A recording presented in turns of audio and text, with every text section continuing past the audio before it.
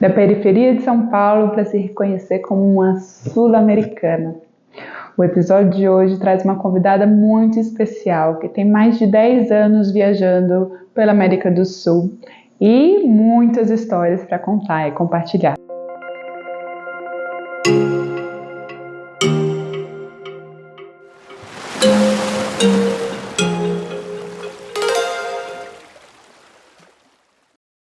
Olá, sisters! Boa tarde, bom dia, boa noite. Não sei em que momento que você vai estar escutando esse nosso podcast. O Conexão Sister é o podcast da Sister Wave, que todo episódio a gente convida uma mulher viajante inspiradora para deixar a nossa jornada mais fácil, para inspirar nossos caminhos e para que seja cada vez mais fácil para as novas mulheres que forem viajar. A convidada de hoje, estou mega empolgada para entrevistá-la. Ela é a Aline e ela tem um projeto que se chama Uma Sul-Americana e ela tem mais de 10 anos viajando na América do Sul. Enfim, estou mega empolgada para escutar a história da Aline. E, Aline, por favor, se apresente aqui para a gente. Olá, bom dia, boa tarde, boa noite. Eu estou bastante feliz com esse convite. Eu acho sempre uma delícia poder falar da minha jornada e falar, né, de caminhos sul-americanos, também poder colaborar com o impulso, né, de quem está desejando viajar sozinha. Então, eu sei o quanto outros testemunhos, né, outras experiências acabam motivando muito a gente. Então, é um prazer, estou bastante feliz com essa oportunidade, com esse espaço. Que ótimo, muito bom. Aline, fala pra gente, como é que tudo isso começou? Como é que você viajou sozinha pela primeira vez? Para onde que foi? Quais foram os desafios assim, iniciais? Como é que foi essa jornada? Eu comecei a viajar na minha lua de mel, não era uma realidade para mim. Eu não tinha uma referência na família. A única coisa que eu sabia de novelas ou filmes assim era que a gente viajava de lua de mel. Então era a minha única referência. E então foi uma viagem que eu fiz. Eu me casei cedo, eu me casei com 23 anos. E daí a gente foi para Bariloche. Eu não sabia falar nem Buenos Dias, assim, nem o portunhol, eu não falava, nem sabia. Na verdade, eu conhecia duas coisas, graças e Buenos Dias. Só isso. E a gente foi muito doidos, assim, sem grana, fizemos empréstimo no trabalho, só para poder fazer a lua de mel. A gente não fez nada na igreja, a gente só casou e foi para essa viagem. E eu achei que ia ficar por aí, até que logo depois, acho que menos de um ano que eu estava casada, nossa, não, bem menos, uns 3 meses, assim, que eu estava casada, eu consegui um trampo como blogueira numa agência de viagem. E daí eu tive que aprender, né, sobre viagens, e eu comecei a entender o Nordeste brasileiro, saber sobre a Europa, entender vários outros lugares, e existiam lugares específicos que me brilhavam os olhos, e eu comecei a fazer uma lista. E quando eu olhei essa lista, pelo menos 80% era na América do Sul. Olha só que curioso. Acho que temos uma paixão aqui. E aí, nesse mesmo momento, eu comecei a entender geograficamente a América do Sul, porque para poder trabalhar eu tinha que entender geografia. Não que eu não entendesse, mas eu nunca tinha percebido a geografia América do Sul, regiões. Entender que o Brasil era parte daquilo. Até então, o Brasil era um negócio à parte, assim, né? Uhum. E então, nessa época, eu comecei a criar o que eu chamo de mapa de intenções. Então, eu comecei a desenhar lugares que eu gostaria de ir. E um deles que eu queria muito, muito, muito conhecer era o extremo sul da Patagônia, o Ushuaia, o Calafate. E aí, como estagiária, meu marido na época também era estagiário, a gente não tinha muito dinheiro, não. Então, a gente juntou uns 2 anos e fizemos essa viagem. E nessa viagem, tudo mudou e nunca mais parei. Estou até hoje. Já vou emendar para a próxima pergunta, que, né, você falou, tudo mudou. A próxima pergunta é o que mais te transformou após essas viagens? Acho que cada viagem me transformou de uma maneira. Essa primeira, vamos dizer, eu nem considero Bariloche como a primeira, porque realmente foi algo muito pontual, foi uma viagem de lua de mel. Eu considero como meu start nesse universo essa viagem para Ushuaia, para o Calafate, fui para Torres del Paine também no Chile. A primeira coisa que eu mudei, que transformou em mim, foi: eu fiz meu próprio blog de viagem. Depois dessa viagem, quando eu voltei, eu fiz meu próprio blog, com vontade de compartilhar o que eu tinha vivido, o que eu tinha aprendido. E nessa viagem, teve um estalinho assim, que foi no hostel que eu e meu então marido estávamos, havia um irmão e uma irmã da Alemanha, e eles já estavam fazendo um mochilão pela América Latina fazia anos. E eu, gente, que pessoas mais ricas, porque eu juntei 2 anos para poder fazer uma viagem de uma semana. E aí, quando a gente voltou, bom, eles explicaram, né? Eu falei, nossa, mas vocês têm que ser muito ricos, né? E aí eles, não, mas é que a gente faz assim, faz assado. Eles começaram a explicar o que era o mochilão. Quando a gente voltou para casa, o Rodrigo, que é o meu ex-marido hoje, disse: nega, se a gente fizesse uma viagem dessa. Mas eu ri tanto dele. Falei, mano, você é muito doido, como que a gente vai fazer um negócio desse? Olha a nossa classe social, olha a nossa realidade financeira, não tem condições. Mas isso ficou na cabeça, né? Então eu comecei a pesquisar e eu fui percebendo que era possível. E quando eu saí nesse primeiro mochilão de volta pela América do Sul, foi mais ou menos 1 ano e meio depois dessa primeira viagem. Esse mochilão, ele me colocou de frente para realidades que eu não tinha como saber, eu não tinha como imaginar. Como eu falei, eu nunca tive referência de pessoas que viajavam, ninguém da minha família nunca nem saiu do país. Então, eu comecei pela primeira vez a entender, por exemplo, sincretismo religioso, sotaque, até mesmo dentro do Brasil eu não viajava, então eu não entendia nem diferença de sotaque, por que as pessoas falam diferentes, comida, expressões culturais divididas por regiões, enfim, foram tantas transformações de perceber o mundo diferente daquilo que eu conhecia morando na periferia de São Paulo, que foi totalmente transformador, totalmente transformador. Que incrível. É muita transformação mesmo, né? Sim, nossa, viajar é extremamente transformador. Tirar a gente do nosso lugar comum, da nossa bolha.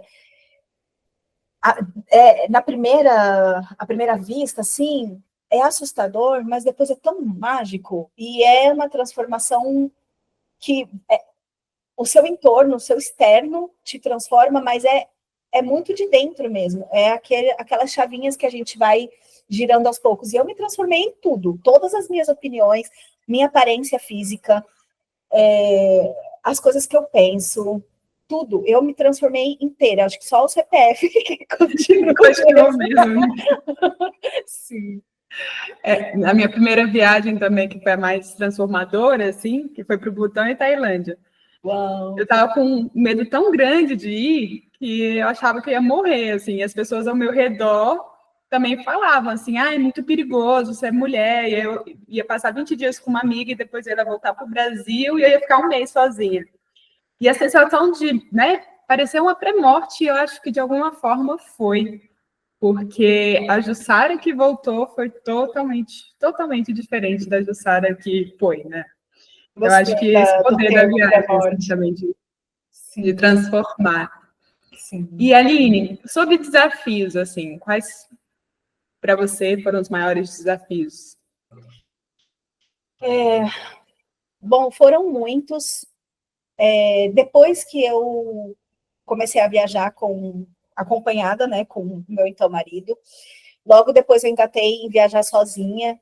Eu consegui um trabalho online, ele não, então eu fazia muitas viagens sozinha.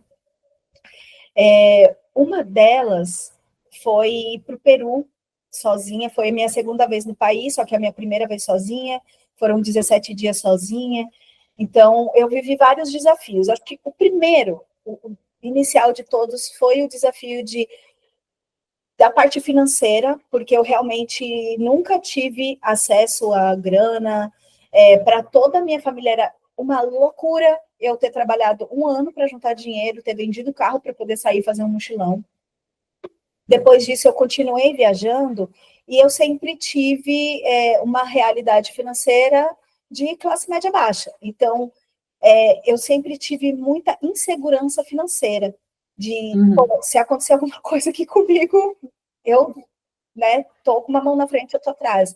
Já aconteceram situações de eu perder o dinheiro, todo o dinheiro que eu tinha, e todo o dinheiro que eu tinha era R$800, e eu fiquei sem nada, não tinha dinheiro no banco, eu não tinha dinheiro, sabe? Então, acho que o primeiro foi o desafio financeiro, e aí depois que a gente vai contornando, vai aprendendo a fazer viagens mais econômicas, vai aprendendo a contornar essa situação financeira. Viajar sozinha me trouxe também o desafio de ser um corpo feminino no mundo, e não digo no mundo como viajante, digo no mundo como planeta Terra. A gente existe num mundo onde ser um corpo feminino é já desafiador, né? E estar sozinha, eu nunca também tinha lidado com isso, de sair sozinha de casa, como você falou, né, que você achou que você ia morrer, eu também. Quando eu fui para o Peru sozinha, o Peru foi minha segunda viagem sozinha, engatou, né, numa viagem que eu fiz para Gramado. Foram 5 dias em Gramado e eu não fiquei sozinha. Eu conheci muitas pessoas. Formamos um grupo de 10 doido que estava viajando sozinho para Gramado, que é um lugar super de casal. Mas, né, eu até achei que eu ia ficar super sozinha por causa disso, mas não. Tinham outras 9 pessoas lá e a gente se juntou. Eu nunca fiquei sozinha nessa viagem. Já o Peru, eu fiz essa viagem 2 dias depois de ter tido uma crise de ansiedade. Assim, até então foi a pior crise que eu já tinha tido, de não conseguir parar de chorar, de ter que tomar calmante no hospital, umas coisas assim. E aí juntou tudo, né? O trabalho que eu não gostava, era um trabalho que não significava nada para mim. Eu trabalhava muito, ganhava pouco. Ao mesmo tempo, eu estava trabalhando para um blog de uma empresa de aluguel de carro, então eu tinha 2 empregos.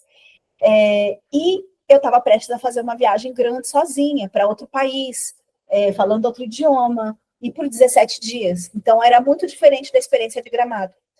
Acho que juntou tudo isso, eu colapsei, tive uma crise de ansiedade, e 2 dias depois eu embarquei para o Peru. E aí, como você falou, né, eu também achei que eu ia morrer, eu fui no avião chorando horrores, só que assim que eu desembarquei em Lima, que incrível, eu tô aqui sozinha, tem outro idioma para tudo quanto é lado, é outra moeda, e eu estou totalmente sozinha, é a minha viagem. E eu fui entendendo durante essa viagem o quanto eu podia ser sozinha. Só que antes de eu entender isso, tudo era muito desafiador. Será que eu posso sair essa hora? Será que eu posso falar com essa pessoa? Será que eu vou para esse lugar? Será que eu posso fazer essa trilha? Tudo era um desafio. O desafio era entender os meus limites como mulher. E o interessante é que eu voltei dessa viagem de 17 dias tão transformada, ainda para tirar. Tão transformada que eu entendi que não existiam limitações para mim como mulher. Não existiam. Então, foi um desafio que foi sendo vencido assim aos poucos. E claro, né? Nessa uma década viajando na América do Sul, tiveram todos os desafios que você pode imaginar. Uns que eu me propus, tipo, nossa, eu vou fazer esse trekking com uma amiga, sem guia nenhum, por vários dias. E a gente vai dar conta. Então, são desafios que a gente mesmo se propõe. E existem também desafios, né, que vêm de outras pessoas, de outras situações.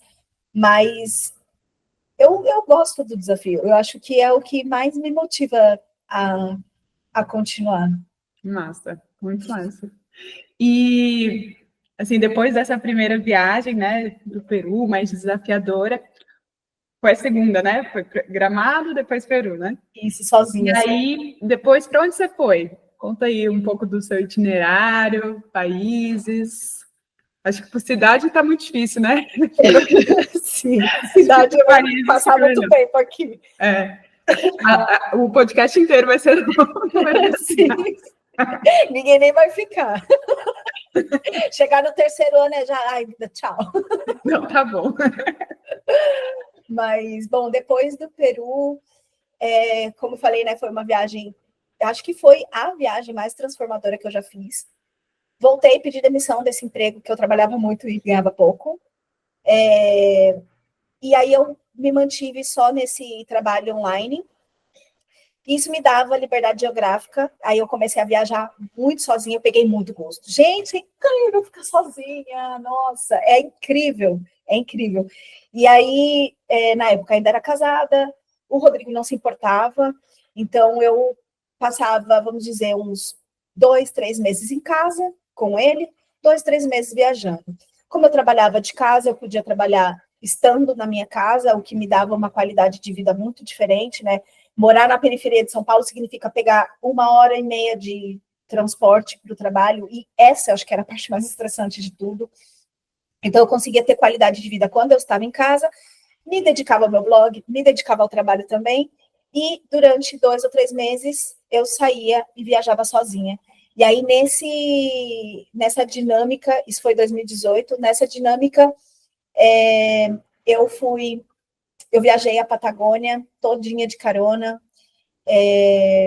viajei. Nessa época eu viajava muito a Argentina e o Chile, ficava costurando, voltava para casa, depois pegava um voo para um ponto que eu tinha parado e continuava viajando. Como os dois países compartilham muitas fronteiras, né, são 5.000 quilômetros de fronteiras, então eu ficava costurando, né? Então eu fui de sul até o norte desses dois países. E no comecinho de 2019, meu marido e eu, a gente decidiu se divorciar, e aí eu só não voltei mais, continuei meu caminho, e aí fui subindo, basicamente fiz a minha segunda volta na América do Sul, então já tinha feito uma com ele, e essa foi a segunda volta na América do Sul. Não foi planejada, então, diferente da primeira, que eu tinha guardado dinheiro, não tinha nem R$1, tinha, né, um pouquinho de grana assim, que eu recebia do meu trabalho. Ao mesmo tempo me demitiram, então eu estava lidando com o luto do divórcio e com o desemprego e segurança financeira no meio de um mochilão, só que foi muito interessante para mim, porque eu comecei a me desenvolver em outras coisas, trabalhei de vários tipos de coisas na viagem, daí fui seguindo o caminho pela Bolívia, aí passei pelo Peru novamente pela terceira vez, fui para o Equador, e aí quando estava chegando na Colômbia, pandemia. Volto para o Brasil, sim, volto para o Brasil, aí passei a morar com uma amiga que eu tinha conhecido no Chile, é brasileira, mas eu tinha conhecido no Chile, a gente passou mais de um ano compartilhando vidas juntas, morei em Ubatuba, no litoral de São Paulo. Nessa época eu comecei a trabalhar para uma empresa de viagem, de voluntariado de viagem. Eu era youtuber deles, e aí nessa época uma sul-americana começou a ganhar muita visibilidade. Primeiro caiu pra caramba, né, porque ninguém mais podia viajar, e aí depois começou a ganhar muita visibilidade, porque como eu era youtuber de uma empresa, né, as pessoas passaram a confiar mais vamos dizer, na minha marca, né, numa sul-americana, no meu projeto. Daí passei esse tempo no Brasil, morando sozinha por um tempo também, e aí voltei a viajar, fui para o Equador para meio que continuar o que eu estava fazendo, e aí continuei, Equador, Colômbia, passei pela Venezuela, dei um pulinho em Cuba também. Nessa época, falando de desafios, o desafio foi voltar a compartilhar quartos. Nossa, muito difícil até hoje, não consigo mais, que a pandemia me deu esse gostinho de dormir sozinha, de morar sozinha. Eu sou de uma família, somos 4 filhos, né? Então, eu sempre tive que dividir quarto. Depois eu casei, fui dividir quarto com meu marido, da cama, né? Com o meu marido. Depois saí de mochilão, sempre ficando em quartos compartilhados. Nunca eu tinha experimentado ter tanto espaço. E aí, nossa, é um caminho sem volta. Esse foi um desafio para a nova mochileira que eu me tornei. E aí, esse foi o meu trajeto ao longo desses anos, assim. Então, basicamente, dei voltas e voltas e voltas na América do Sul. Que massa, que incrível. E de aprendizado, assim, quais, né? Quais foram os maiores aprendizados, né, desses mochilões e dessa sua jornada? Eu acho que o meu principal aprendizado foi questionar as minhas verdades. Eu acho que a partir de questionar essas verdades, eu me permiti aprender muita coisa, que acho que também faz muito parte dessa transformação que a gente já comentou. Como eu mencionei, transformei tudo que eu penso, tudo que eu sou, foi extremamente transformador, e justamente porque eu me permiti questionar. Quando eu dei de cara com essas culturas, especialmente falando de Bolívia, porque a Bolívia tem uma cultura indígena muito presente. 90% do país ou é indígena ou é mestiço de indígena, então é um país que mantém tradições muito fortes, é o país menos colonizado, vamos dizer, né, com menos raiz colonial, menos ocidentalizado. A Coca-Cola não conseguiu chegar lá, nem no McDonald's, né? A Coca-Cola chega, mas o McDonald's abriu e faliu. Então, assim, por o McDonald's conseguir falir um país, sabe? Porque, quer dizer, as pessoas de lá, elas não consomem as coisas externas. Eles consomem as próprias comidas, né? Enfim, o próprio alimento deles tem uma cultura agrícola ainda muito forte. Eu acho até curioso, fazendo um parênteses aqui, já que a gente está falando de Bolívia, que o país é considerado o mais pobre da América do Sul. E quando você está lá, você se questiona até qual é a referência de pobreza? Porque é o produto interno bruto. Eles não trabalham para Renner, não trabalham para Coca-Cola, não trabalham para exportar Volkswagen. soja, né? Eles trabalham para a vendinha deles, eles trabalham ali no negocinho deles, né? Então, tem essa cultura agrícola muito forte e eles têm outras necessidades. Isso não é bom ou ruim, é só um modo de viver diferente que a gente considera pobre, que a gente tem uma referência muito específica do Ocidente, né? Uhum. Mas, fecha parênteses, na Bolívia, por ter essa cultura tão autêntica, foi um lugar que eu choquei com muitas verdades minhas. Vou contar uma história aqui, posso? Claro, estamos aqui para isso. Teve o que eu lembro assim que foi um dos meus maiores choques, foi quando eu fui visitar uma igreja. Eu fui evangélica por muitos anos, desde os 11 anos, não era nada familiar, foi uma escolha minha de 11 anos de idade. Até os 23, 24 anos eu fui evangélica, praticante, e depois fui de crença, até chegar na Bolívia e entrar numa igreja católica para visitar. Eu gosto bastante de parte de arquitetura, falando de arquitetura. E aí, quando eu entro na igreja, tinha um altar e tinha uma imagem do diabo nesse altar. E, gente, que brisa é essa? E cheia de oferendas. E aí eu perguntei para a anfitriã da igreja, né? Eu falei, escuta, por que tem um altar para o diabo aqui? E ela, olha, que a gente não chama de diabo. Esse é o tio. É o quê? E o tio. Tio como se fosse o irmão do nosso pai, da nossa mãe. Uhum. Então, esse daqui é o tio. E ele, assim como existe um Deus acima nos céus, existe um Deus abaixo da terra. E ele é responsável por fertilizar a Pachamama. E eu fiquei, olha que brisa, ele é basicamente o pai natureza, né? Que se a Pachamama é a mãe natureza, e ele fertiliza ela, ele é o pai natureza. E eu fiquei, olha que loucura. Por anos, né, como cristã, como evangélica no Brasil, eu achava que o diabo era a figura mais demoníaca, malvada e tudo mais, e de repente eu chego num país que me mostra o sincretismo religioso de uma maneira que me fez duvidar de tudo. E aí eu comecei a entrar num processo de questionar as minhas crenças, questionar a minha fé.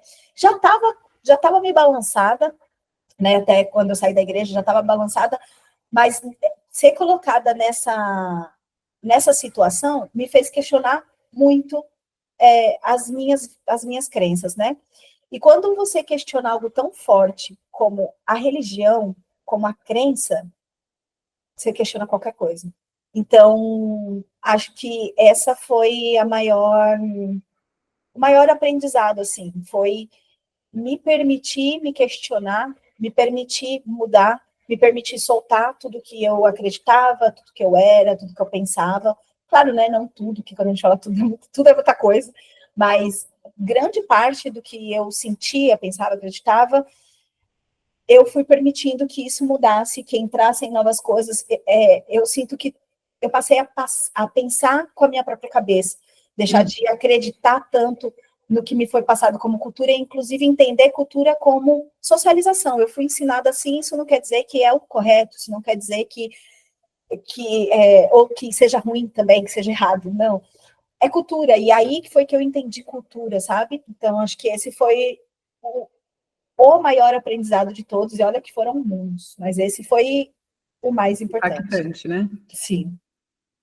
Legal. Nossa, incrível, incrível mesmo. Imagino tanto de outros aprendizados que, né, estiveram por aí. Eu acho que essa jornada de se viajar sozinha, né, é uma forma de você cresce tanto, tanto, tanto que a sua pele, né, sua pele de mente espiritual vai precisando mudar de casca, porque aquela anterior já não serve mais, assim, né? Eu acho que o que é muito forte de viajar sozinha é o fato de você não ter referência sobre si. Então, você pode agir como você quiser. E você se experimenta, né? Então, sei lá, eu achava Ninguém que eu te era... conhece, né? Exatamente. Ninguém te conhece. Então, você pode se experimentar. Então, sei lá, eu achava que eu era muito... como que é a palavra? Indecisa. Eu achava que eu era muito indecisa. Porque quando eu estou compartilhando com alguém, eu levo muito em consideração, eu pondero o que a outra pessoa também quer. Então, eu tinha muita dificuldade de tomar decisões e eu jurava que eu era uma pessoa indecisa. E, de repente, quando eu estava sozinha, eu tomava decisões assim, ó. O que eu quero comer? Onde eu vou dormir? Que dia que eu vou viajar? Eu tomava minhas decisões e, olha, decidida, nunca imaginei. Nunca imaginei. Então, você vai se colocando em situações, já que você não tem referência sobre si, por exemplo, quando você está com alguém que sabe que isso te irrita, ou que você gosta disso, você reforça, né? Então a pessoa fala assim: olha, Ali, você viu? Aí eu vou, ai, nossa, é mesmo, que legal, quero ir nesse lugar. E às vezes sozinha eu nem quero. Uhum. Então, eu acho que o mais legal de viajar sozinha tá nesse se permitir se experimentar. Uhum. Eu que decido qual história eu vou contar para as pessoas. Não que a gente minta, né? Mas a gente tem muitas histórias. Eu vou contar sobre o meu divórcio, eu vou contar sobre a faculdade, eu vou contar sobre o meu blog, eu vou contar. O que eu vou contar? Qual Aline eu vou apresentar nessa conversa para essa pessoa? Então, é simplesmente incrível. É incrível. E a gente se adapta muito fácil. Né? Porque já que a gente está sozinha, a gente não precisa provar nada para ninguém, a gente não precisa reforçar nenhuma crença sobre nós, a gente não precisa fazer nada disso, a gente se adapta. Então, é incrível. Eu amo demais viajar sozinha. E é um grande autoconhecimento, né? Assim, isso que você falou, né? Que você achava que era uma pessoa indecisa. Às vezes é um outro adjetivo, né? Uma pessoa que considera muito a opinião do outro também. Exatamente. Como a gente se vê. Tanto que esse termo, autoconhecimento, eu não conhecia antes de me divorciar e começar a viajar sozinha. Porque eu passei muitos anos nessa relação, foram 14 anos juntos. Bastante. Então, mulher, eu não sabia quem era eu, quem era ele, que não sabia nada. Então, eu fui obrigada a me autoconhecer. E isso viajando sozinha pela América do Sul. Profundo, profundo. Autoconhecimento é impossível. Eu acho que não tem como você fugir desse processo quando você viaja sozinha. Sim, é você 100% com a sua própria companhia, né? Exatamente. Você está ali com você, é muito bom. E, assim, falando sobre a latinidade, assim, eu estava refletindo sobre isso, né? E a gente está num momento político, né, mundial, que nos Estados Unidos, né, o pessoal, né, migrando, não migrando por vontade própria, né, tendo que voltar para cá. E essa questão de ser latino, eu queria que você falasse um pouco para a gente, assim, sua sensação de experimentar a América Latina e, né, encontrar os irmãos, irmãs. Essa questão também, ela pode ser, né, a gente pode trabalhar ela de vários aspectos. Mas uma coisa que eu tenho percebido desde que eu comecei a viajar até agora é que está rolando, nesse momento, um chá revelação coletivo no Brasil, né? Que a gente está todo mundo entendendo que somos pessoas latinas. O meu chá revelação, porque eu também não sabia, aconteceu assim que eu comecei a viajar, fazendo um passeio. Um cara falou: hoje temos asiáticos e latinos. E eu fiquei: oxi, eu sou o quê? E aí depois que eu fui entender que ele me incluiu, né, no grupo de latinos, viajando. Sempre tinha alguém que me falava, não só como latina, mas como mestiça também. Eu não sou nem preta, nem branca, nem indígena. E eu simplesmente não sabia o que eu era. Eu sabia que a minha cor era parda, mas o que isso significava. Então, foi viajando que eu fui tendo esses chás, revelação até de um autoconhecimento externo, né, do meu corpo mesmo, entendendo quem eu sou, o que esse corpo, o que o meu DNA significa. E aí eu tô achando super legal, porque por anos, os brasileiros, eu assisti os brasileiros não se identificando como pessoas latinas, e agora tá rolando, especialmente nessas últimas semanas, né, porque a Shakira fez uma apresentação, e ela falava, né, sobre as mulheres latinas, e ela falou da brasileira, e aí foi um boom na internet, várias pessoas se reconhecendo, entendendo quem elas são. E acho que esse cenário que está acontecendo nos Estados Unidos reforça também, né? Está reforçando esse chá revelação, porque entender que o presidente dos Estados Unidos é preconceituoso, é xenofóbico com pessoas latinas, e isso inclui pessoas brasileiras, está fazendo o brasileiro sentir até a dor de ser latino. Então, ao mesmo tempo que está se descobrindo todo o saborzinho, né, através da Shakira, também está se descobrindo o peso que é ser um corpo latino no mundo. Uhum. O que eu tenho uma opinião sobre migração, assim, que é natural. Todos os animais migram. Eu estava outro dia pensando sobre o flamingo, né? O flamingo, ele tem má sorte, ele migra para lugares incríveis, o flamingo caribenho. Então, tá frio aqui, ele vai para um outro lugar, frio assim, né? Porque Caribe não chega a ser frio, mas aqui a água tá alta, ele vai para um rio ali, aqui época de não sei, outro bicho, ele vai para lá e ele fica perambulando pelo Caribe e ele vai para onde ele quer, ele voa o céu e ele cruza as fronteiras que o ser humano inventou, o ser humano branco, vamos dizer, né? E ninguém fala para ele por onde ele pode voar ou não. E todos os animais fazem isso. Nós somos animais. Acho que o ser humano esquece um pouco disso. E se a gente olhar, falando ancestralmente, o ser humano pré-histórico é um animal nômade, é um animal que migra, que busca melhores condições para viver. E então, tirar esse direito das pessoas de cruzarem uma fronteira que nem existe, é uma linha imaginária, é de um absurdo, é tão antinatural, que eu fico pensando, será que vai existir um dia no nosso futuro que a gente vai olhar para isso e entender o quanto isso é contra a nossa natureza de buscar melhores condições para a gente viver? Mas, enfim. Lembrei da música do John Lennon, né? Imagine there's no countries, né? Imagina se não tivesse realmente países. Exatamente. E não existe de verdade, é uma brisa louca da humanidade. A gente desenhou umas linhas, quando você olha para a África, né? Eu estou planejando a África para esse ano, e aí estou olhando bastante o mapa e eu fico chocada com como as linhas são assim, ó, reto. Que foi claramente pegar uma régua que, ó, tá aqui. Gente, que loucura, não existe, né? Existem fronteiras naturais, mas, além disso, não. Recentemente eu estive no deserto de La Guajira, que fica no extremo norte da América do Sul. E essa região é uma região Guaiú. Guaiú é uma... É Colômbia? Colômbia e Venezuela. E aí, fica nesse extremo sul, e o Guaiú era um povo mais nômade, eles migravam não muito para longe, ali mesmo pelo deserto de La Guajira, só que não tinha Colômbia ou Venezuela no passado. O povo Guaiú, eles tinham o espaço deles, o território, a região, né? E, de repente, chega alguém, passa uma linha e fala, olha, aqui é Colômbia, aqui é Venezuela, e o território deles passa a ser menor.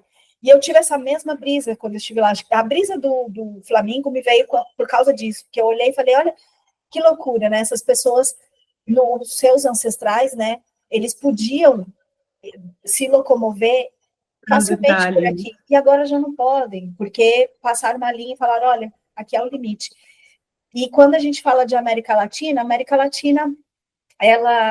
eu tenho essa reflexão muito comigo, que a América Latina também é uma invenção, ela também é produto de algo que não existia.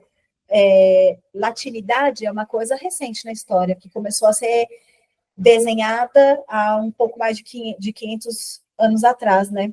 A partir de 1492, quando chegaram os primeiros colonizadores no que chamaram de América, é que começou a ser desenhado o que é ser uma pessoa latina, o que é ser uma pessoa americana, para começar. E aí depois tem essa subdivisão que é um ser humano latino. E a cada década ou século que passa, vai se moldando mais o que é ser uma pessoa latina. Então, se no passado era só um modo de dizer dos países da América que foram colonizados por países latinos, né, da Europa, hoje já é outra coisa. Então, tem a música latina, tem a fisionomia latina, comida, religião, tem muitas outras coisas que hoje são muito mais, que refletem muito mais a nossa cultura, né? E então, quando a gente fala, né, o que é latinidade, eu procurei no dicionário, não existe, e aí eu até escrevi no blog um texto que falando sobre isso. Bom, já que não existe no dicionário, eu vou pedir licença para criar uma definição. E, para mim, latinidade é expressar exatamente essa diversidade cultural que surgiu dessa invenção, que é uma receita, né, vinda de 3 terras diferentes. Então, a terra americana,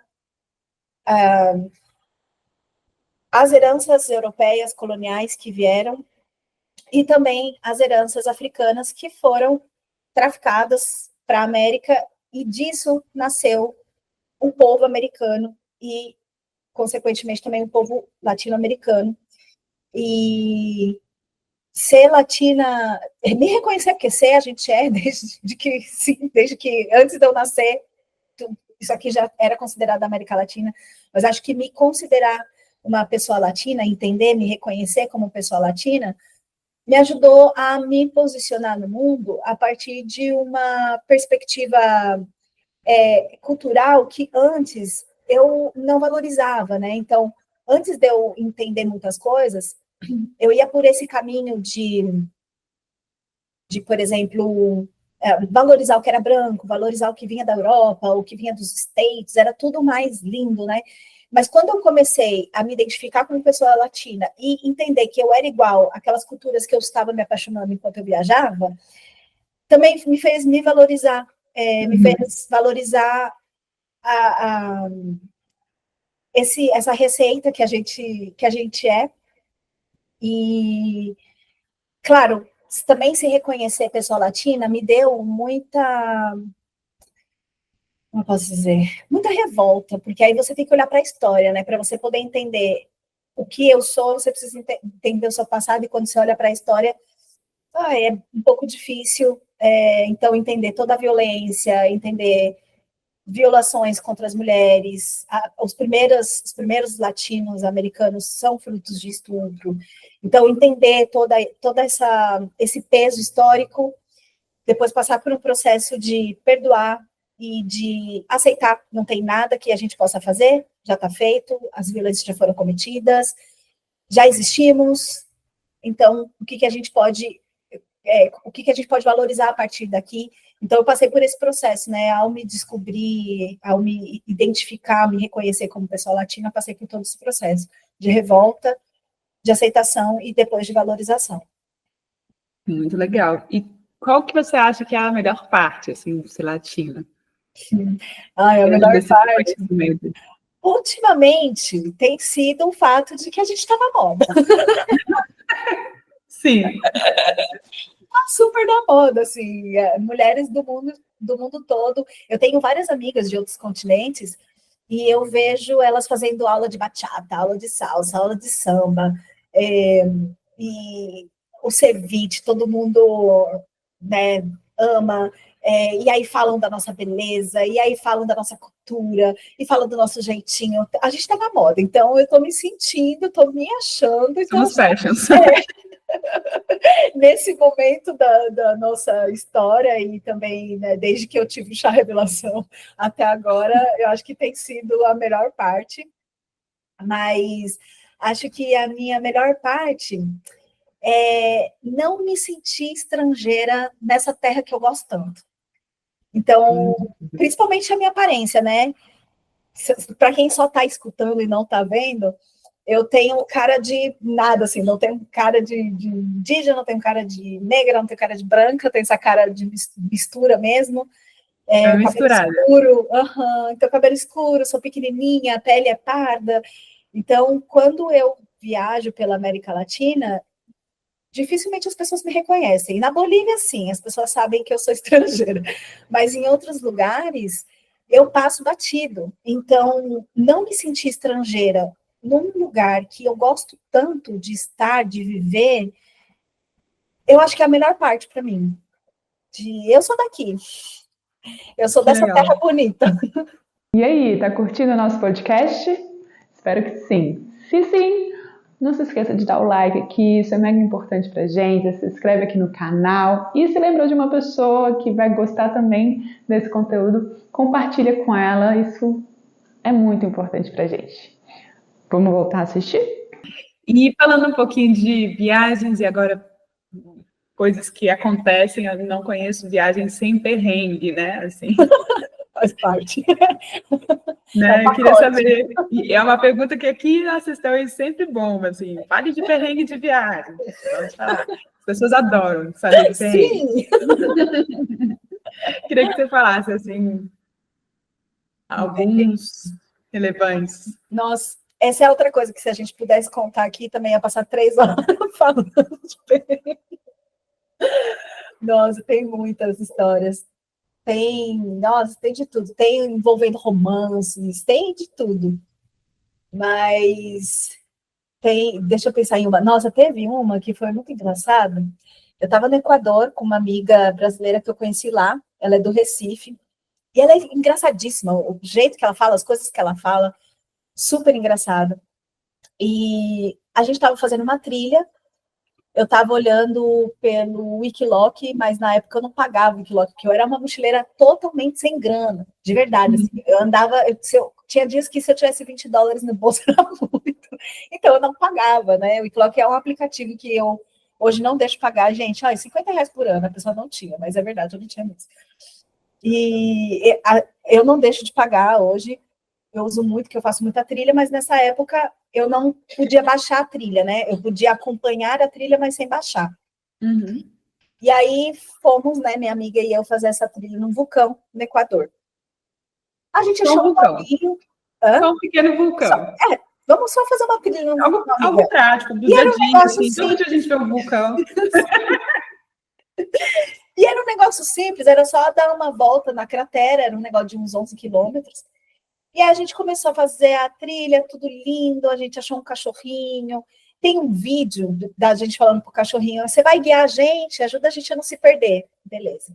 De repente, a gente saiu da trilha e de repente a gente desceu o vulcão. A gente foi parar atrás do vulcão, só que na parte de baixo. E aí estávamos nós duas, o cachorro, e a gente se perdeu de modo que a gente, enfim, falamos, a gente saiu da trilha, mas vamos seguir para ver se a gente acha a trilha. E eu senti que a gente estava descendo. E eu falei, amiga, acho que a gente está descendo. Ela, pera, a gente vai achar uma maneira de subir daqui a pouco. Uhum. Essa maneira de subir nunca chegou. E de repente a gente já não estava mais em cima do vulcão. Não me pergunte como que isso aconteceu, porque a gente se perdeu tanto que a gente não consegue nem entender. E aí a gente continuou andando. E aí a gente pensou, tá, a gente vai ter que sair daqui, a gente não tem nem como voltar, porque a gente não sabe nem como que isso aconteceu. Siga em frente. não passava ninguém. De repente passa um cara numa moto, e aí a gente pede ajuda para ele. E ele explica que tinha um povoado chamado Xalala, que ficava mais para frente. E aí lá vai a gente, e esse povoado não chegava nunca. De repente a gente chega no Xalala, as duas com o doguinho, e aí a gente resolve pedir informações para as pessoas da comunidade. Ninguém falava espanhol, todo mundo só falava quechua. E puta merda, não é nem quechua, é quichua. Todo mundo só falava quichua, e aí a gente, pô, como que a gente vai sair disso aqui agora? E aí, por sorte, esse mesmo cara da moto surgiu do nada, e aí ele explicou, ó, agora vocês podem subir para o vulcão. É só subir aqui. A gente começou a subir, só que a gente andou tanto, a gente andou muito mais do que a trilha. Já era tarde, já era quase umas 6 da tarde. E aí eu falei, amiga, tá muito tarde pra gente continuar essa trilha. Mas beleza, vamos ver o que dá. A gente chega num outro povoado que tinha um hotel. Daí a gente pergunta quanto custa, $30 cada uma, sem a menor condição disso acontecer. Aí a gente estava subindo, começou a chover. Eu falei, puta merda, amiga, a gente vai ter que dormir aqui. E tinha uma cabana. Aí eu falei, vamos ver se essa cabana tá aberta. E tava. Daí a gente entrou e falou, vamos bem dormir aqui, escondidas. Temos um abrigo. E eu era mais doida, né? Porque eu já estava mochilando já fazia muitos anos, mas a minha amiga era muito certinha, era o primeiro mochilão dela. E ela, ai, amiga, vão pegar a gente. Eu, ai, não, relaxa, tá suave. Eu já tinha tirado o meu sapato, já tinha escolhido minha cama. Ela estava em casa. Sim, e nesse ponto a gente já perdeu o doguinho, porque aí quando começou a chover a gente saiu correndo, o doguinho foi para um lado, a gente foi para o outro. De repente a gente estava ali plena, alguém tenta abrir a porta. Meu Deus. Eu não acredito. Aí ela, Aline, e agora? Eu falei, mano, pera, botei o sapato, eu falei, finge que eu tô passando mal. Aí desci toda a Fernanda Torres em mim, aí eu, nossa, desculpa, eu tava passando mal. E aí a gente fingiu pra mulher que entrou só para usar o banheiro, porque eu estava passando mal. Esticamos a cama rapidinho. E aí ela falou que aquela cabana estava alugada, que ela entrou para dar uma última ajeitada, que os hóspedes estavam chegando. Só que nisso já era muito tarde, a gente passou uns 40 minutos nessa cabana, já era muito tarde para poder ir embora. Que horas? Daí a gente, era umas 7, um pouco mais de 7 da noite, já estava escurecendo, assim, já escuro, só um restinho de luz, e a gente ainda tinha que terminar a trilha, e ir para a cidade que a gente estava, não tinha a menor condição. Daí a gente chorou, e a mulher fez para a gente, por $5 cada uma, um quarto com uma única cama de solteiro, a gente dormiu de conchinha, sorte que estava frio, né? Então, ótimo. A gente dormiu de conchinha, não tinha banho quente, foi assim, ela deu o negócio mais resto que ela podia, né? Não era dela, a bichinha estava trabalhando. Uhum. E aí ela fez para a gente por $5, que aí a gente conseguiu pagar. No outro dia, lá vai a gente fazer essa trilha. Quando a gente sobe, a gente já estava quase para o final da trilha. A gente andou a trilha inteira por baixo. E andou muito mais, né? Porque o vulcão assim, a gente andaria muito menos do que a gente andou embaixo.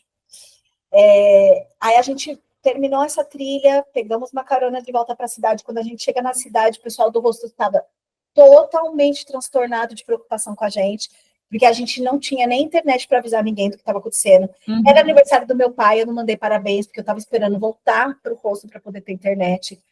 E aí, então, assim, a gente, né, não tinha um sinal Seu de pai nada. também deve ter ficado super preocupado. Ele ficou chateado. Ele ficou chateado, porque ele nunca imaginou, né, que eu estaria perdida num vulcão. Ele achou só que eu tinha esquecido do aniversário dele. E o pessoal do hostel super preocupado, eles falaram, olha, a gente até falou que se vocês não voltassem até não sei que horas, a gente ia chamar a polícia. Ai, foi muito caótico, foi tudo muito caótico. Esse foi um dos perrengues, assim, que eu mais me lembro. Mas, nossa, tiveram vários. Com polícia, pelo menos, posso lembrar de pelo menos uns 3, assim. Entendi. Perrengues, a gente coleciona. Perrengue, A gente sobrevive, coleciona. Perrengue, sim. Aí tem, claro, aqueles, né, que a gente não gosta de lembrar, que realmente foram perrengues muito sérios, mas a maioria, por sorte, a gente consegue rir deles, e eu acho que no final das contas, todo mundo gosta de escutar, porque são as histórias mais legais. E também mostra a nossa sobrevivência, assim, né? Sim. A gente está aqui para contar. Então, sim. E é engraçado que de perrengue em perrengue a gente vai ficando cada vez mais forte. Tipo, isso aí, fichinha.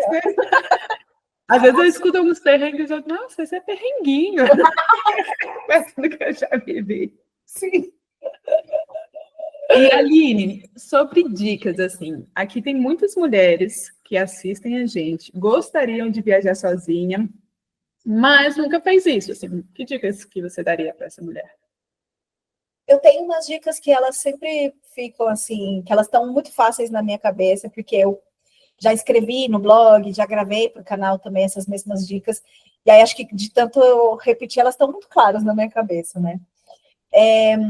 Uma delas, que eu acho que é a primeira, assim, que eu considero importante, é de a gente quebrar com essa crença de que o mundo é perigoso, né? O mundo no sentido de estar viajando. Porque eu lembro que em 2018, a ONU fez uma pesquisa sobre violência de gênero e lugares perigosos para mulheres. E o curioso dessa pesquisa é que o lugar mais perigoso para uma mulher é dentro do próprio lar.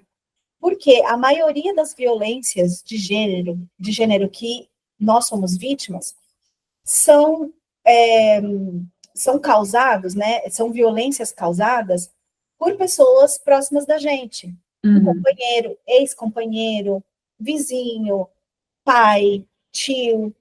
Então, essa pesquisa da ONU, de 2018, quem quiser pesquisar, depois, né, procurar mais informações, demonstra isso, que no final das contas é perigoso para a gente se casar mais do que ir para o Peru sozinha, porque as chances de alguém me fazer mal no Peru, tristemente, é menor do que as chances de um companheiro me fazer mal. É triste porque são pessoas que a gente entrega a nossa confiança, Sim.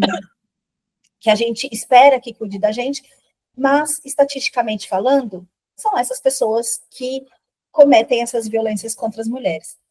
Então, acho que essa crença de que o mundo é perigoso, não é também falando que o mundo é tranquilíssimo, né? Nossa, super suave, é o mundo da Alice, bora lá. Não, também não é isso, mas entender que quando a gente vê estatísticas, quando a gente escuta falar sobre casos, a maioria desses casos, a maioria dessas pessoas, dessas mulheres que fazem parte das estatísticas, não são vítimas de desconhecidos pegando carona ou se hospedando, né, fazendo couchsurfing na casa de alguém. Não. Então, saber disso pode te dar um pouco de confiança nesse sentido. Saber que os companheiros batem ou, né, tiram a vida das suas companheiras não fazem a gente ter medo de se relacionar, né? A gente segue se casando, segue criando família, então não tem por que a gente ter medo do resto do mundo. Eu acho que também é uma das lições que eu aprendi, né, fazendo uma conexão com outra pergunta que a gente fez aqui, um dos meus maiores aprendizados foi justamente confiar em mim e confiar nos outros. O mundo ele é tão legal. Eu, pessoalmente... Muito generoso, muitas vezes. Exatamente. Né? Em 10 anos, pelo menos assim, né, falando da realidade que eu conheço, que é América do Sul, especificamente, e Cuba, em 10 anos, eu vivi, sei lá, umas 3 situações perigosas, como mulher, falando como mulher, umas 2 situações desconfortáveis, ou, né, como mulher. Assédios, a gente vive, a gente indo comprar um pão na padaria, a gente voltando da escola. Meu primeiro assédio eu tinha 14 anos, a primeira assédio que eu percebi, eu tinha 14 anos. Então, né, assédio, não estou contando com assédio, estou falando de situações um pouco mais perigosas ou mais desconfortáveis. 2. Agora, situações bonitas, nossa, eu viajo de carona sozinha desde 2018. Sozinha desde 2018. Nossa. Isso eu nunca consegui fazer. Carona sozinha. Eu peguei carona, mas sozinha não. eu amo. Eu tinha muito medo. Toda vez que eu entrava no carro, eu pensava, meu Deus, essa vai ser a última vez que vão me ver com vida. Mas, não, sempre foi incrível, sempre me conectei com pessoas incríveis. E isso foi me dando tanta confiança nas pessoas, de um jeito, assim, que foi me dando cada vez mais coragem para viajar sozinha. E outras dicas, assim, para viajar sozinha, não precisa começar, né, de cara viajando sozinha, pegando uma viagem de 15 dias sozinha para outro país, para uma realidade tão diferente da sua. Talvez começar na sua cidade, fica no hostel para compartilhar quarto, ver como você se sente. Pega um final de semana, vai para uma cidade próxima, de umas 2, 3 horas no máximo de distância, só para passar o final de semana. Você vai se sentir, né? Você vai sentir como é ir na tua própria cidade, ir no cinema sozinha, ir num bar sozinha, se propor a fazer coisas que a gente geralmente não gosta de fazer só, né, de tipo, porra, ir no cinema sozinha, ou ir numa festa, ir num bar sozinha, nada a ver. Quando a gente está viajando sozinha, se a gente quiser ir num bar, caso a gente não conheça alguém, a gente vai ter que ir sozinha. Então, ir se provando, né, e vivendo essas situações aos poucos, acho que pode ser mais encorajador para falar, olha, agora eu vou meter o doido, vou para o Peru, vou para a Índia, vou para a Tailândia, né, como você foi. Vai se experimentando sozinha, né? Isso, exatamente, e se acostumando com a própria companhia sozinha, né? Então, se eu vou no cinema só, se eu vou numa balada só, eu posso ir para a Tailândia só, eu posso ir para a Argentina sozinha, né? Então, vai ficando mais fácil, você vai se acostumando com a tua própria presença, só com a tua presença. Outra dica é não escutar quem não faz viagem sozinha. É muito comum quando a gente fala, ai, estou pensando em ir para o Chile, ir para o deserto do Atacama. Você vai com quem? Eu vou sozinha. Ai, você é doida. Ai, o mundo é muito perigoso. Se a pessoa nunca foi sozinha, não tem que dar ouvidos, não tem que escutar, porque é muito fácil para quem nunca fez se basear nas notícias, né? Então, essa pessoa está falando de uma coisa que ela não conhece, ela está falando de uma realidade que não é a dela. E esses comentários desencorajam demais a gente. Demais. Então, e tudo de novo, assim, né? Por exemplo, eu, empreendedora, várias vezes falo, por que você não vai para o concurso público e tal? Porque as pessoas querem um caminho mais confortável e mais conhecido possível. Assim, exatamente. Né? Aí, quando você se atreve a pegar um caminho diferente, as pessoas fazem comentários, né? Só que é isso, se a pessoa, por exemplo, se você quer viajar de carona sozinha, você vai perguntar para sua mãe sobre isso? Se sua mãe nunca viajou de carona?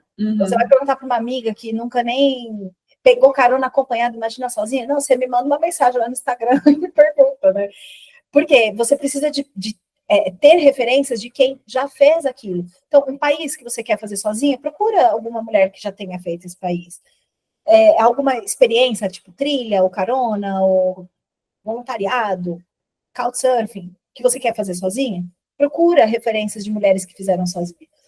E, especialmente, homem. Homem é outra experiência. Homem não tem que dar opinião sobre mulher viajando sozinha. Eu acho o cúmulo, assim, quando as poucas vezes que acontecem de mulheres que foram vítimas viajando sozinha, como foi o caso que eu me lembro mais recente da Julieta, né, a venezuelana que acabou sendo morta no Brasil enquanto viajava de bicicleta sozinha, o tanto de comentário que reforça isso que eu estou falando é absurdo. Muitas mulheres que nunca saíram sozinha falando que ela não devia estar sozinha, e o tanto de homem falando, sabe como o mundo é para mulher?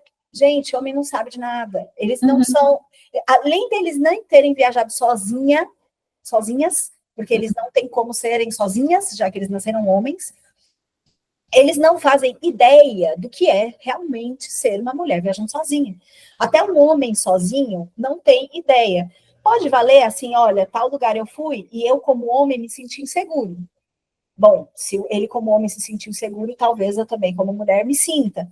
Só que não dá, não tem como. Homem que dá opinião sobre mulher viajando sozinha, olha, amigo, eu nem quero nem ouvir sua opinião. Não, para mim não dá, não tem como.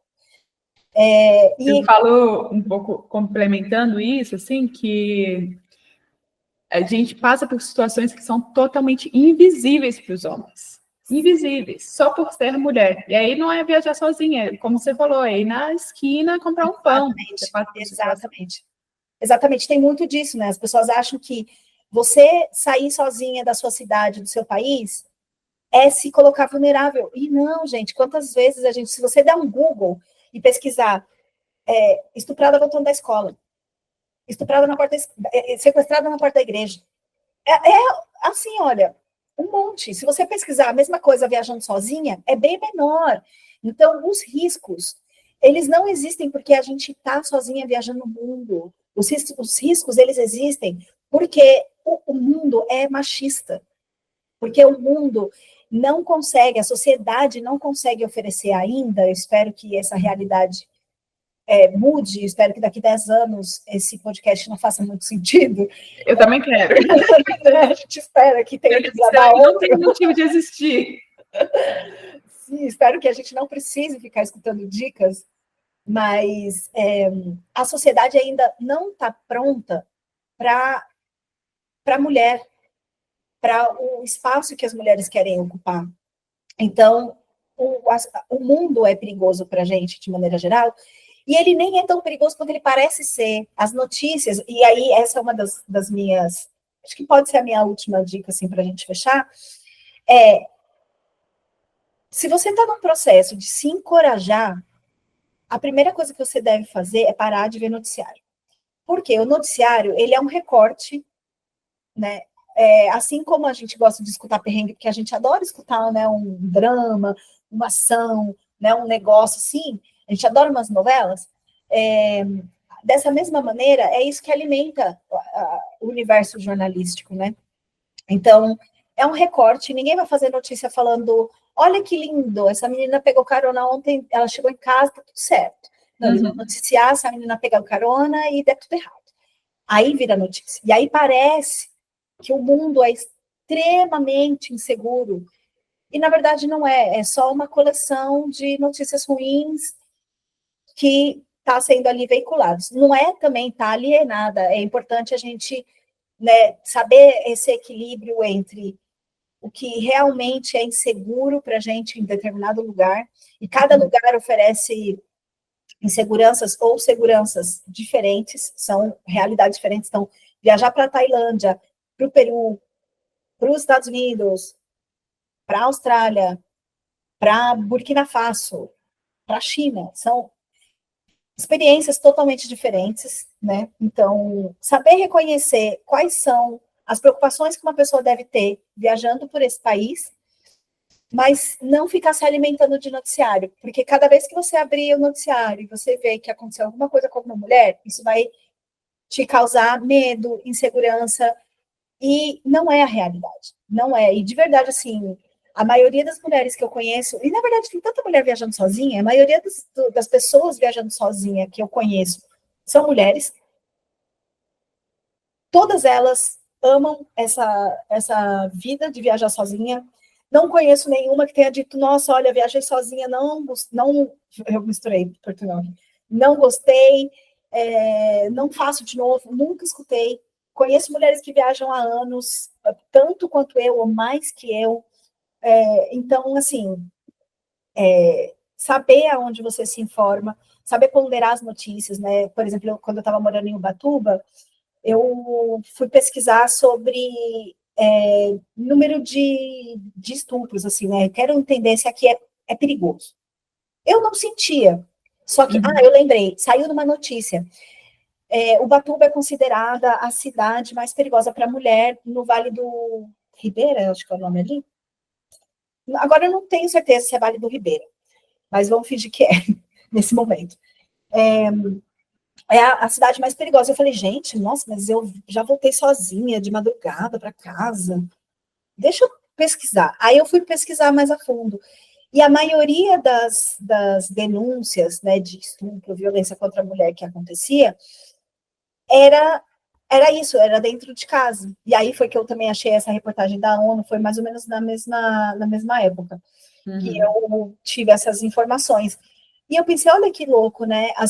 Fizeram uma notícia falando que essa cidade é a mais perigosa para a mulher, que é a cidade onde cometem mais estupro, mas os estupros, eles estão acontecendo dentro de casa. É o pai, é o vizinho, é o tio. Então, quer dizer, eu como uma mulher que nem parente tenho nessa cidade, ela acaba nem sendo perigosa para mim. Ela é perigosa para quem tem família. E olha que coisa mais triste. Então, saber, né, ter esse filtro, saber ponderar as notícias, acho que pode ajudar bastante nesse encorajamento, entender que coragem não é uma coisa que você tem ou não tem. Muita gente escreve, queria ter essa coragem. Gente, eu não tinha. A coragem ela é uma construção. Né? É uma construção, e ela tem que começar aos poucos, ela tem que ser nutrida, né? Quando foi pandemia, e aí chegou o momento de eu viajar de novo para outro país, eu passei 2 anos e meio, né, no Brasil, sem pôr o pé para fora do Brasil. Quando chegou a hora de sair de novo, eu também jurava que eu ia morrer. Jurava que eu ia morrer. E a bicha já estava viajando há anos sozinha. Então, o medo sempre vem. O medo é bom, porque ele faz a gente se proteger, a gente se olhar. Mas o medo ele não pode paralisar, ele não pode ser o nosso motivador de tomar decisões. Então, acho que essas são as principais dicas, assim, pensando no meu próprio processo. Acho que essas são as principais dicas. Achei bem valiosas essas dicas, viu? Obrigada, fico feliz. E agora a gente começa o nosso quadro Conexão Bate e Volta. São perguntas rápidas sobre viagem. Rápidas a pergunta, rápida a resposta. Vamos lá? Bora. Uma frase que te inspira. Tem uma frase do Pepe Mujica, que ele foi presidente do Uruguai, que diz: você não compra as coisas com dinheiro, você compra as coisas com o tempo que você se dedicou para fazer o dinheiro que as coisas custam. Muito legal, muito legal. E qual que foi o último destino? Meu último destino foi Providência, no Caribe. Massa. E qual vai ser o próximo? Cabo Verde, na África. Uau! E qual que é o destino dos seus sonhos? Nossa, acho que eu não tenho um destino dos sonhos. Olha, legal. Acho que o meu sonho, eu já realizei ele, passei uma década realizando ele. Muito bom, muito bom. E você quer voltar para? Sempre. Quero voltar sempre para todos os países que eu puder da América do Sul. Mas especialmente, acho que mais do que países, eu gosto de pensar mais em regiões, sabe? Mais do que países. E eu sempre vou voltar para o Altiplano Andino. Sempre. Massa, muito legal. E tem algum lugar que você não faz muita questão de voltar? De voltar? Não, mas de não ir Estados Unidos. E uma cidade, assim, que você admira muito? Medellín, na Colômbia. Eu também. É legal, né? Nossa, não sou muito chegada em cidade, mas, poxa, Medellín é legal. Nossa, Eu fico entre Medellín e Valparaíso, no Chile. Nossa, as duas incríveis, incríveis. Tá entre o meu top 5, as duas. Muito legal. E uma palavra que tem um significado muito importante para você, assim. Pode ser em outra língua, pode ser em português. Eu gosto muito da palavra... eu posso falar duas? Pode, eu vou deixar. Eu gosto muito da palavra Tupanantscama, que em Quechua quer dizer até que a vida nos volte a encontrar.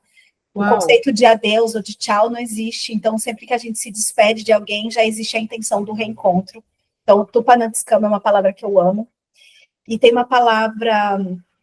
eu não sei falar como fala? O nome da língua, eu não sei falar. Nautli, não sei.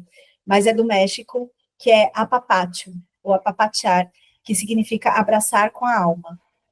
Ai, que lindo! Nossa, eu amo palavras. Se eu pudesse também, passava mais 3 horas falando de palavras aqui. Eu amei as duas. Depois eu vou querer escrito para colocar aqui para o pessoal. Infelizmente, nosso podcast está terminando. Foi muito rápido, apesar de, né, já estar passando de uma Já, hora, mais de assim. uma hora. Mas, nossa, eu amei conhecer um pouco mais da sua história, aprendi bastante por aqui. Tenho certeza que o pessoal aí de casa ou do mundo também vai se inspirar bastante. E aí eu queria que você deixasse uma mensagem assim, para as mulheres que querem viajar, uma mensagem final. Bom, primeiro, obrigada por esse espaço. Foi muito, muito massa também ter a oportunidade de te conhecer melhor, né, de poder contar um pouco uma história e, quem sabe, inspirar outras mulheres com um relato real de uma mulher que saiu da periferia de São Paulo e que começou a viajar com 27 anos. Então, nunca é tarde, né? Então, eu sei que muitas mulheres também têm essa questão com a idade. E, então, para mim, é um privilégio ter esse espaço para a gente poder colaborar umas com as outras.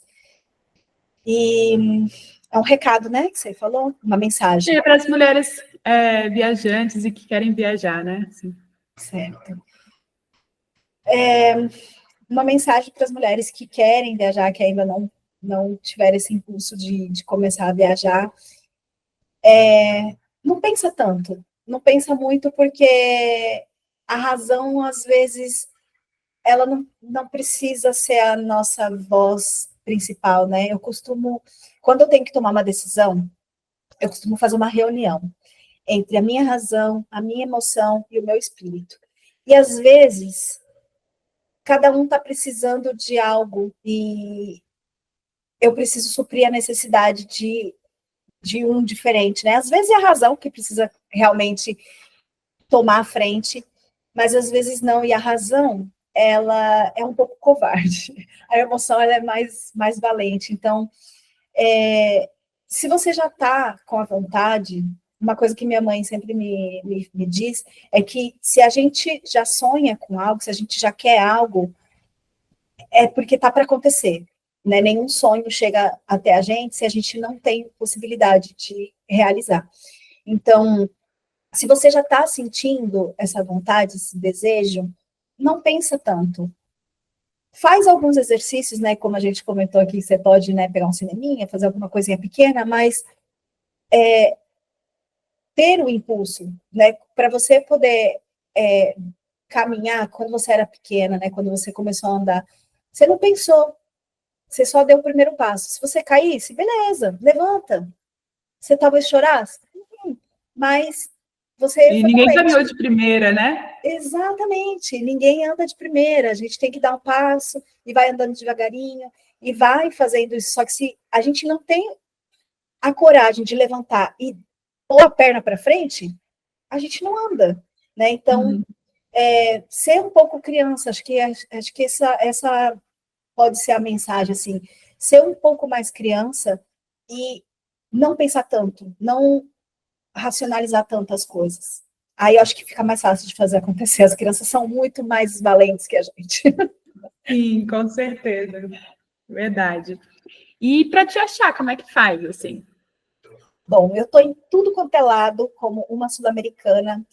Tem blog, tem canal no YouTube, tem Instagram, tem Facebook, enfim, tem um monte de uma sul-americana espalhada aí pela internet.